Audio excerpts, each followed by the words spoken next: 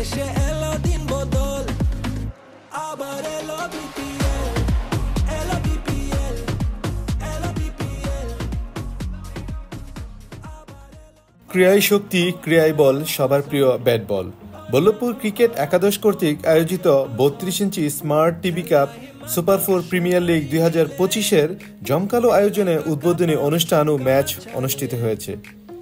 উদ্বোধনী অনুষ্ঠানে প্রধান অতিথি হিসেবে উপস্থিত ছিলেন জনাব মোহাম্মদ জাকির হোসেন শিশির বিশিষ্ট রাজনীতিবিদ। বিশেষ অতিথি হিসেবে উপস্থিত ছিলেন জনাব মোহাম্মদ রেজাউল করিম রিপন অবসরপ্রাপ্ত বাংলাদেশ সেনাবাহিনী। এছাড়াও উপস্থিত ছিলেন বল্লভপুর গ্রামের বর্তমান মেম্বার জনাব মোহাম্মদ মান্নান সাহেব সহ গ্রামের গণ্যমান্য ব্যক্তিবর্গ। উদ্বোধনী ম্যাচে অংশগ্রহণ করেন শেরপুর ক্রিকেট একাডেমি বনাম কায়তলা বন্ধুমহল ক্রিকেট একাডেমি। খেলার প্রথমে দুই দলকে সামনে রেখে এবং তাদের উদ্দেশ্যে আগত অতিথিবৃন্দগণ উপদেশমূলক কথা বলেন এবং খেলার নিয়মকানুন বলে দেন।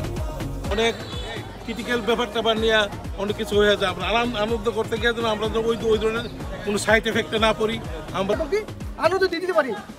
আর বিশেষ করে আমরা যারা খেলোয়াড় তাদেরকে বলবো আম্পায়ার এবং নো বলে কোনো আউট নেই, না ফ্রিট নেই, এটা বিগ বাউন্ডারি। অতিথিদের বক্তব্য শেষে জাতীয় পতাকাকে সামনে রেখে জাতীয় সঙ্গীত গেয়ে এবং গ্রামের প্রবীণ মুরব্বীদের দিয়ে খেলার প্রথম উদ্বোধনী ম্যাচের উদ্বোধন শুরু হয়।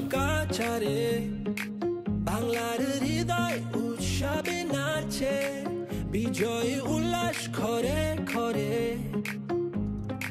লাল সবুজের পতাকা উড়ে বাংলাদেশের আকাশ জুড়ে, বিপিএল তলে ঝড় দেশে এলো দিন বদল আবার এলো বিপিএল এলো বিপিএল এলো বিপিএল